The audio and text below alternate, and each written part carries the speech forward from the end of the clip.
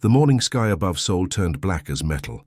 Thousands upon thousands of alien warships blotted out the sun, their hulls gleaming like dark mirrors against the blue atmosphere. The Hegemony Council had arrived, and their presence alone made Earth feel small and fragile. President Kim Min-ho stood in the Grand Assembly Hall, his hands steady despite the weight of 7 billion lives resting on his shoulders. The alien delegation had transformed the once familiar chamber into something from a nightmare. Towering creatures with chitinous exoskeletons flanked their leader, while floating orbs of light recorded every word for transmission across their vast empire. Ambassador Veltar stepped forward, his forearms spreading wide in what might have been a gesture of greeting or dominance. The translator devices around his neck hummed as his clicking, whistling language became cold, mechanical English. "Greetings, primitive ones. We are the Hegemony Council, rulers of 3,000 star systems and countless species. You will listen." Defense Minister Park Sora felt her jaw clench, but kept her expression neutral. She had seen the satellite feeds showing the alien fleet stretching from Earth's orbit to beyond the moon. Each ship was larger than their biggest. Cities bristling with weapons that could glass continents. The sheer scale of their technology made humanity's greatest achievements look like children's toys. "Your species has reached the attention of the Council," Veltar continued, his black eyes scanning the assembled human leaders like a predator sizing up prey. "This is both an honor and a burden. You will now contribute to the greater glory of our empire." The alien's translator crackled as he outlined their demands. 60% of Earth's total resources would be harvested annually. Metals, water, biological matter, everything needed to fuel their war machine. 100,000. Humans would be selected each year for labor in their mining colonies, never to return home. Earth's governments would dissolve, replaced by hegemony administrators who would ensure compliance. Kim Min-ho's aide, Secretary Lee Jin-soo, whispered urgent calculations in his ear.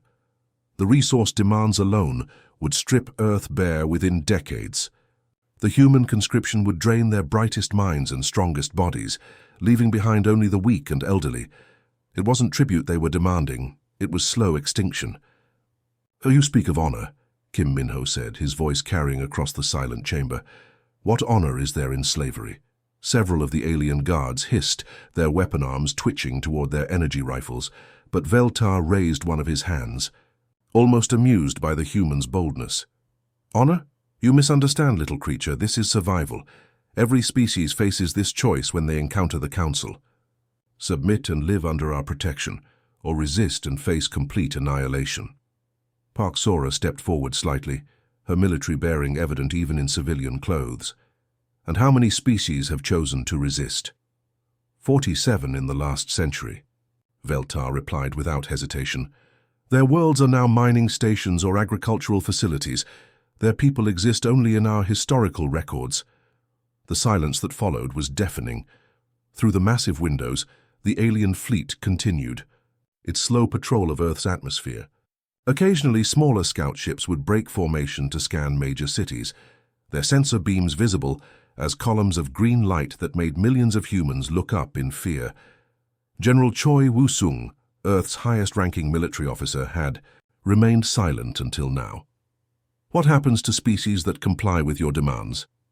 "They prosper under our guidance," Veltar said, though something in his tone suggested a different definition of prosperity. "The Velkari provide excellent agricultural labor. The Zephyrians excel at deep space construction.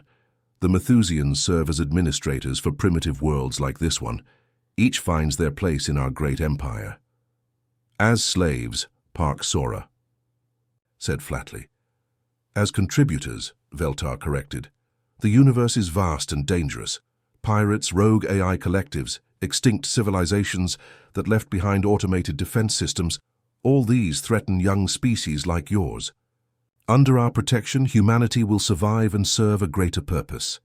Kim Min-ho looked around the chamber at the faces of Earth's leaders.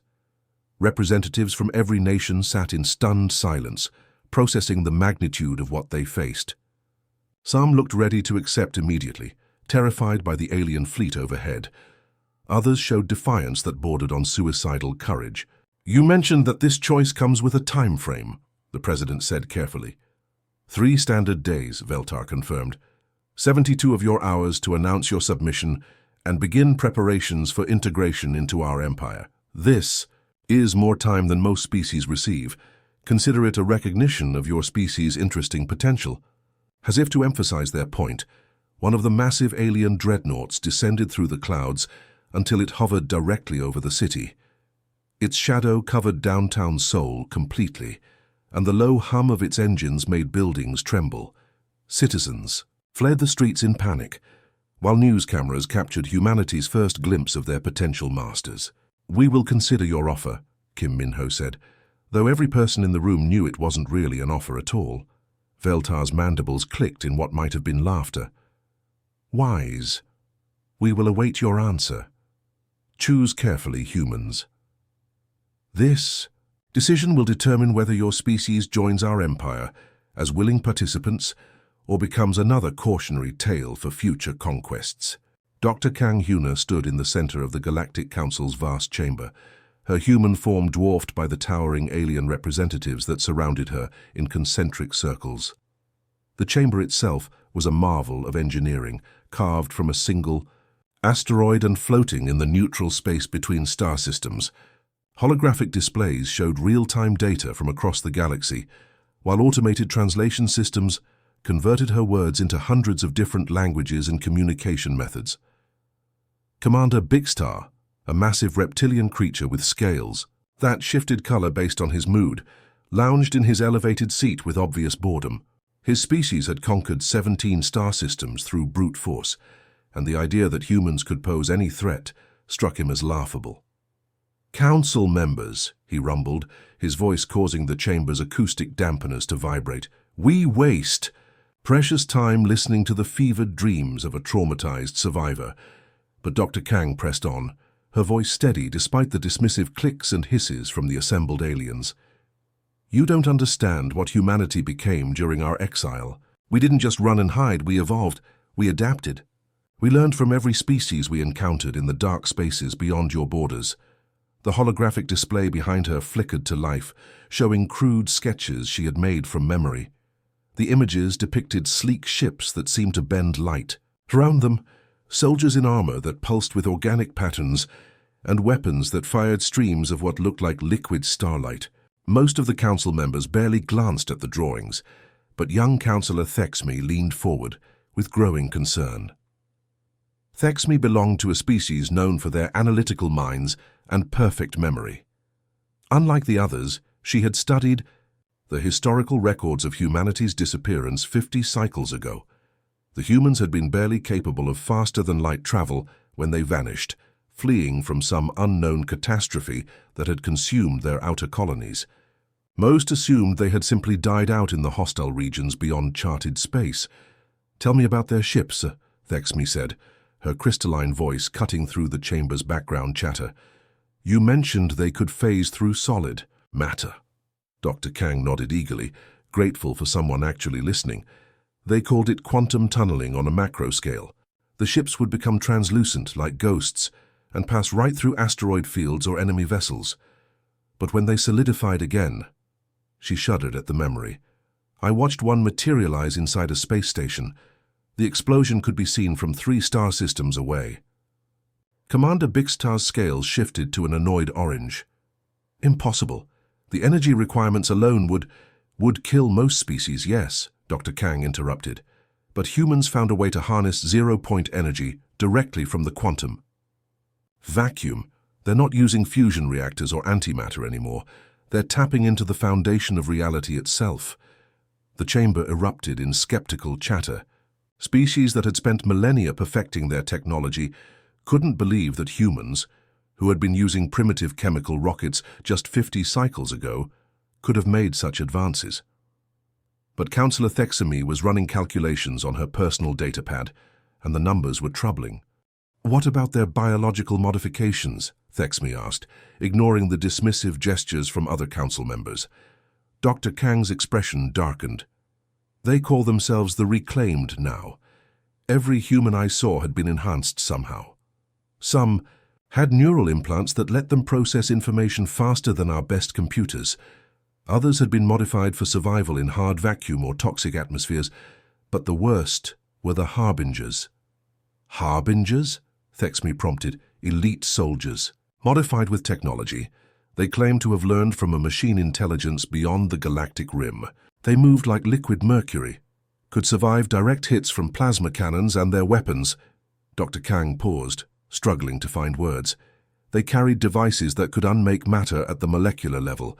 I watched one harbinger walk through an entire battalion of Krolex shock troops, like they were made of paper. Admiral Vorthak, whose species controlled the galaxy's largest military fleet, finally spoke up. His cybernetic implants glowed red as he accessed classified databases.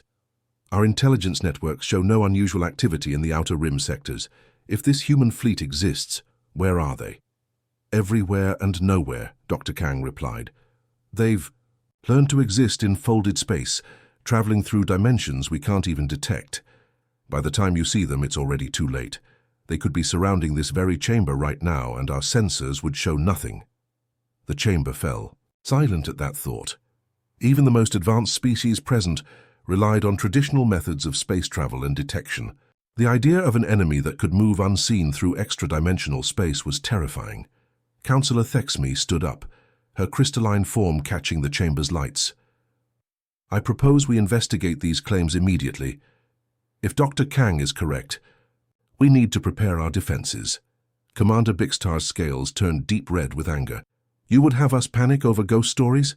Humans were barely out of their gravity well when they disappeared. They lacked the scientific foundation for such advances. That's exactly what makes them dangerous, Dr. Kang said quietly. They had no preconceptions about what was impossible. While we perfected existing technologies, they started from scratch with entirely new approaches. They didn't improve their ships. They reinvented the concept of space travel itself. The debate continued for hours, with most council members refusing to believe that humanity could pose any real threat. But as Dr. Kang answered question after question with disturbing consistency, a few began to wonder if perhaps they should take her warnings more seriously. In the depths of space, automated listening posts recorded unusual energy signatures near the galactic rim, but the readings were dismissed as sensor malfunctions. The galaxy continued its daily routines, unaware that humanity was already moving. The first sign of trouble came from Kepler Station, a mining colony on the edge of hegemony space. Communications officer Yixtel had been monitoring routine transmissions when the signal from Kepler suddenly cut to static. She tried to re-establish contact, but received only empty silence. Within hours, 2 more colonies in the same sector had gone completely dark. Admiral Zokran received the emergency report while his fleet was conducting training exercises near the Vega system. A veteran of countless campaigns, he had seen rebellions, pirate raids, and natural disasters, but something about this situation felt different. 3 colonies didn't just disappear without warning. Even the most devastating attacks left some trace, some final desperate transmission before the end. Set course for the Kepler sector, he ordered his fleet commander. Maximum speed. The journey took 18 hours, during which Zokran's communications team tried repeatedly to raise any of the affected colonies. Kepler Station, New Arcturus, and Haven's Rest remained silent. Long-range sensors showed the colony's power grids were still active, their orbital platforms still functioning, but no life signs registered on any scans. When Admiral Zokran's investigation fleet finally arrived at Kepler Station, what they found defied explanation. The colony appeared completely normal from orbit. Lights still glowed in the residential districts, automated systems continued their regular cycles, and the mining equipment operated as if nothing had changed. But detailed scans revealed the impossible truth. Not a single living being remained on the entire planet. Captain Morthak led the first landing party to the colony's central hub. Their shuttlecraft descended through Kepler's thin atmosphere toward a settlement that should have housed 50,000 beings from a dozen different species. The streets were empty but showed no signs of struggle. Vehicles sat parked exactly where their owners had left them, with engines still warm. In the main cafeteria, meals sat half-finished on tables, the food still fresh.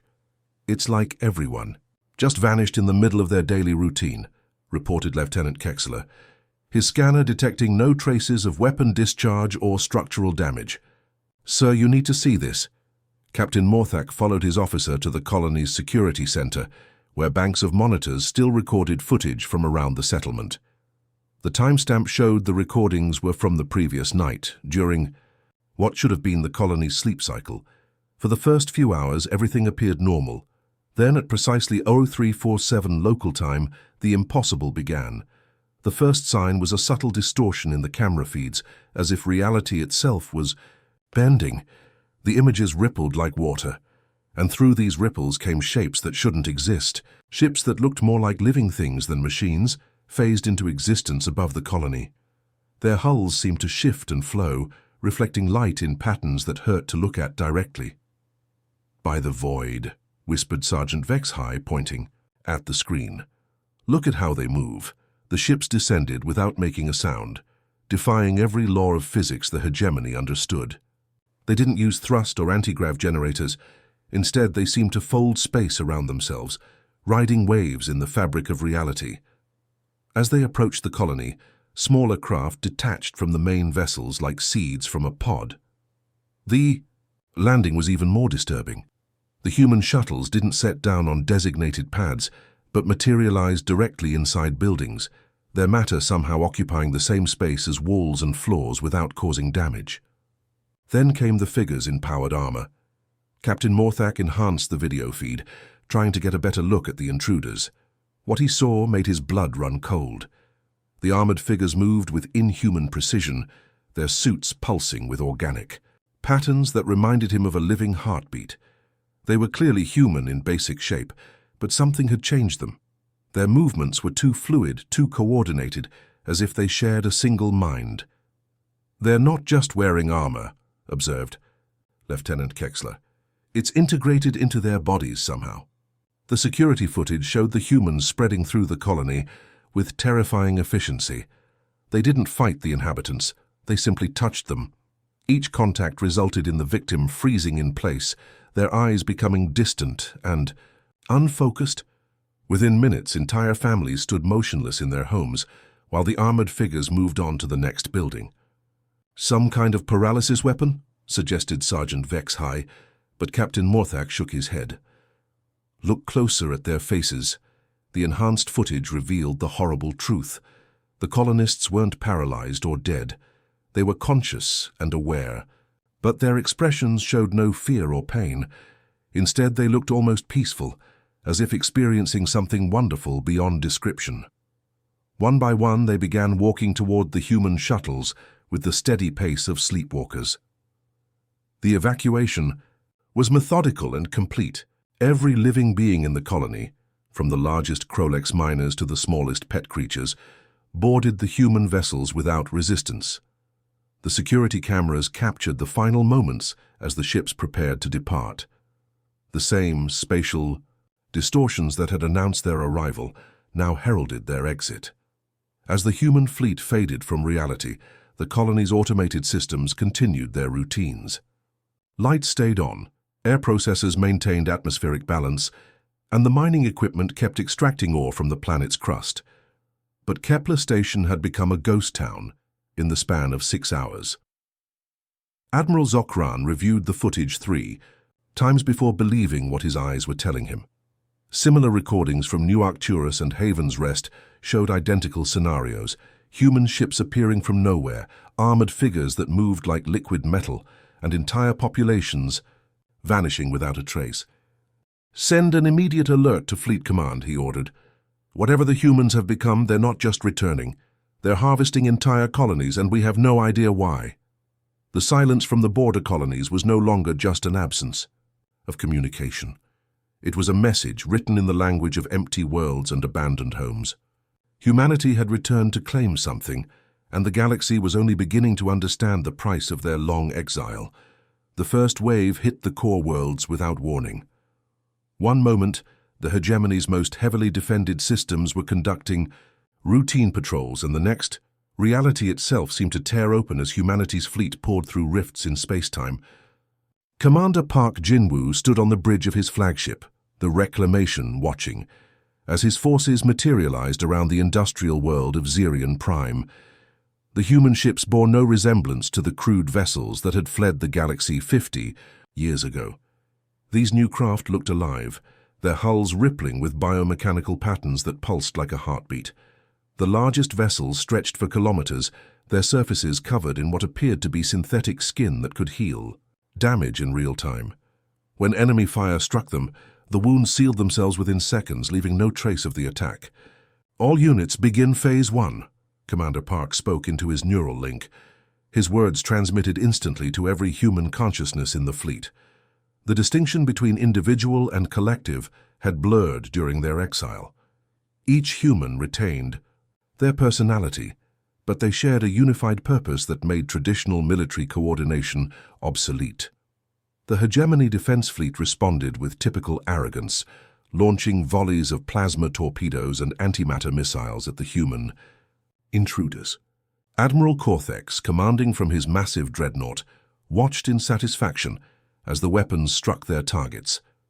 But his triumph turned to horror as the human ships simply phased out of reality, becoming translucent phantoms that the explosions passed through harmlessly. "Impossible," he growled, his reptilian features twisted in disbelief. "No technology can manipulate matter states at that scale." The answer came as human vessels rematerialized inside his formation, their hulls solidifying within the space occupied by hegemony ships. The resulting explosions lit up the star system as dozens of alien craft were destroyed from within. But the human ships emerged unscathed, having somehow displaced their matter to avoid the collisions while still destroying their enemies. Commander Park watched the tactical display with cold satisfaction. During their exile in the dark spaces, beyond the galactic rim, humanity had encountered beings that existed partially outside normal space-time. The knowledge gained from those meetings had fundamentally changed how humans understood reality itself. They no longer built ships, they grew them from materials that existed in multiple dimensions simultaneously. Meanwhile, General O'Sumin's task force was establishing orbital blockades around the galaxy's major trade routes. Her flagship, the Eternal Return, dropped out of hyperspace above the Nexus trading hub, a massive space station that served as the economic heart of 17 star systems. Unlike Commander Park's direct assault, General O's mission required precision and psychological warfare. "Begin the demonstration," she ordered. The human fleet surrounding the trading hub didn't fire a single shot. Instead, they activated their quantum manipulation fields, causing every electronic system within 1,000 kilometers to shut down simultaneously. The massive space station, home to 12 million beings, went completely dark. Emergency power failed, artificial gravity cut out, and life support systems went offline. Panic spread through the station as its inhabitants found themselves floating in zero gravity with no power, no communications, and no way to call for help. The emergency broadcast from General O came through on every frequency simultaneously, somehow bypassing the dead electronics to reach every being directly through their neural patterns. "Citizens of the Nexus Hub," her voice echoed in dozens of languages inside the minds of everyone aboard the station. "You are witnessing humanity's return. Your governments ignored our warnings and dismissed our capabilities. Now you will learn what we have become." The power returned gradually, but the message was clear. Humanity could shut down entire star systems at will, leaving billions of beings helpless in the void. The psychological impact was devastating. If they could disable the Nexus Hub so easily, no world in the galaxy was safe from their reach. Back at Zerion Prime, Commander Park's forces were demonstrating other aspects of human evolution. When the planet's ground-based defense systems opened fire, the human ships responded with weapons that defied comprehension. Beams of coherent energy struck the planet's surface, but instead of causing explosions, they seemed to unravel matter. At the molecular level, entire mountains simply ceased to exist, leaving behind perfectly spherical voids in the landscape. The hegemony forces tried everything in their arsenal. They launched swarms of fighter craft, only to watch them pass harmlessly through human vessels that had shifted into alternate dimensions. They fired gravitational weapons that could crush planets. but the human ships rode the resulting space-time, distortions like waves on an ocean. They even attempted to ram the invaders, but their ships simply passed through the human hulls as if they were made of smoke. Lieutenant Colonel Kim Tae-hyun, leading a squadron of human boarding craft, demonstrated the most terrifying aspect of humanity's transformation. His team materialized directly inside the bridge of a hegemony cruiser, their armor flowing like liquid metal as they adapted to the ship's atmosphere. The alien crew opened fire with everything they had, but the human soldiers absorbed the energy, attacks and redirected them back at their attackers. "Your resistance is noted but irrelevant," Kim Tae-hyun said calmly as his team secured the bridge. The surviving aliens found themselves unable to move, not from paralysis, but from a strange compulsion to remain still. "You will be processed and integrated into our collective understanding of galactic civilization." Across dozens of star systems, the pattern repeated. Human forces appeared without warning, disabled all resistance with minimal effort, and began systematically cataloging every aspect of alien technology and culture. They didn't conquer worlds. They absorbed them, adding each civilization's knowledge to their ever-growing understanding of the galaxy. The speed of humanity's advance was unprecedented.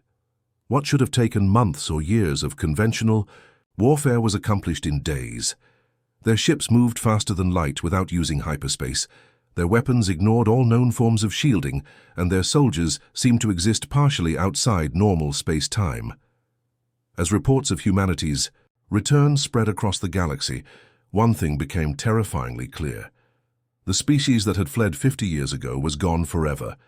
What had returned was something far more dangerous, a collective consciousness that had learned to manipulate the fundamental forces of reality itself. The age of human dominance hadn't just begun. It had arrived like a storm that no force in the galaxy could hope to weather. Captain Lee Dong-yun stood on the bridge of the refugee vessel, Final Hope, watching the tactical display with growing despair. Behind his convoy of 300 ships, entire star systems were changing. Not being destroyed, changed. The human fleets weren't just conquering worlds, they were transforming them into something entirely new. The refugee convoy consisted of survivors from dozens of species who had believed Dr. Kang Hyuna's warnings. Thexmi had managed to evacuate her crystalline people from their homeworld just hours before the humans arrived. Commander Velkos had convinced his military unit to abandon their posts and flee toward the Galactic Rim. Even some hegemony officials had quietly joined the exodus when they realized their mighty empire was crumbling like sand. "Captain, we're receiving transmissions from the Andromeda system," reported Communications Officer Yextar, her tentacles dancing nervously over her. "Control panel. The humans have finished whatever they're doing there." Lee Dong-yun activated the long-range sensors, and what he saw made his blood freeze. Andromeda's Prime, once a barren mining world, now pulsed with artificial auroras that spiraled around. The planet like living ribbons. The planet's surface showed geometric patterns visible from space, as if the entire world had been turned into a massive circuit board. Most disturbing of all, the planet was broadcasting a signal, not radio waves or data packets, but something that resonated directly with the quantum fabric of space itself. "It's beautiful," whispered Dr. Kang, who had joined the refugee convoy, as their guide to the outer rim. "And absolutely terrifying. They're not just taking worlds, they're awakening them." The convoy's mixed fleet struggled to maintain formation as they fled deeper into unexplored space. Ancient Velkari cargo haulers flew alongside sleek Zephyrian scouts, while massive Krolex transport ships carried entire families in their cavernous holds. The sight would have been remarkable under other circumstances, former enemies working together for survival, but now it just highlighted how desperate their situation had become. Admiral Borthak, whose fleet had once been the hegemony's most feared military force, had salvaged what remained of his ships after humanity's assault on the core worlds. His massive dreadnought Eternal Dominion now served as the convoy's primary escort, its weapon systems modified to detect the quantum distortions that announced human arrival. "Contact bearing 07 Mark 12, announced sensor operator Kixtel from her station. Multiple ships dropping out of hyperspace. The convoy's escorts immediately moved to intercept, but Lee Dong-yun raised his hand for caution. Wait, something's different about these signatures. The arriving ships were indeed human, but they moved with a strange, almost ceremonial precision.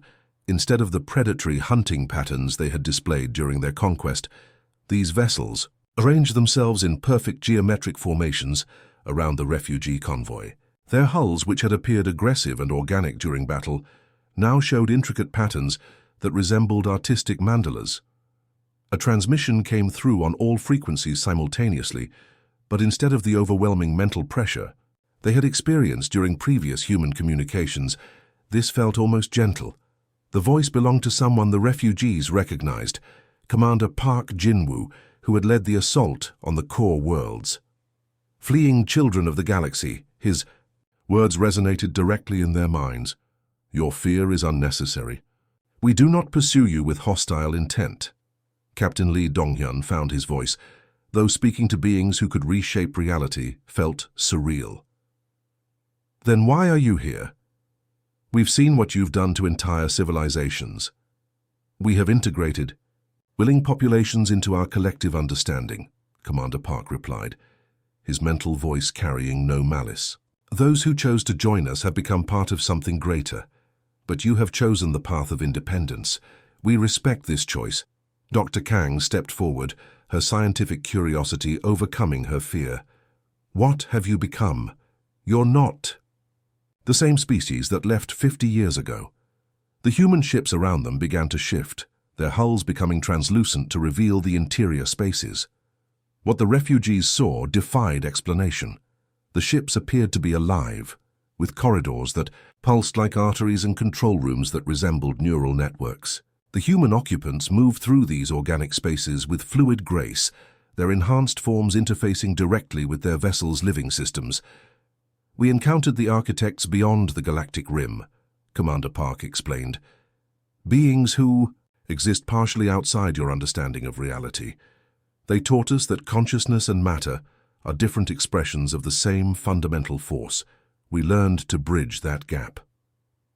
General Osumin's flagship materialized nearby, its hull displaying holographic images of transformed worlds. Each planet we have touched now participates in a growing network of consciousness. Your people called it conquest, but we see it as awakening. Worlds that were once isolated now share in collective understanding that spans light years. The refugee convoy watched in fascination as the human ships demonstrated their incredible abilities. One vessel briefly phased into another dimension, becoming visible as a ghostly outline against the stars. Another ship extended tendrils of energy that seemed to caress nearby asteroids, causing them to glow with inner light before reshaping themselves into perfect crystalline structures. You're turning the galaxy into a single living organism, breathed Councillor Thexme, her crystalline form resonating with harmonics of awe and terror. The galaxy was always alive, replied Commander Park. We are simply helping it remember. But, even as they spoke, the human commanders made no move to force the refugees to join them. Instead, their ships began forming a protective formation around the convoy. When Lee Dong-yun asked why, the answer came with surprising emotion. Because diversity of thought strengthens all consciousness, General O explained. Your independence, your different perspective, these have value that should not be absorbed but preserved. You represent what we once were and what others might choose to become. The human fleet escorted the refugee convoy to the very edge of the galaxy, where ancient automated beacons marked the boundary between known space and the infinite void beyond. As they prepared to cross into the unknown, Captain Lee Dong-hyun looked back at the galaxy that had been transformed forever. Behind them, star systems pulsed with new life as planets awakened to collective consciousness. Trade routes now carried not just goods, but shared thoughts across impossible distances. Species that had been enemies for millennia discovered unity through the quantum networks that connected their worlds. It wasn't the conquest anyone had expected. It was evolution on a galactic scale, guided by humanity's expanded understanding of what life could become.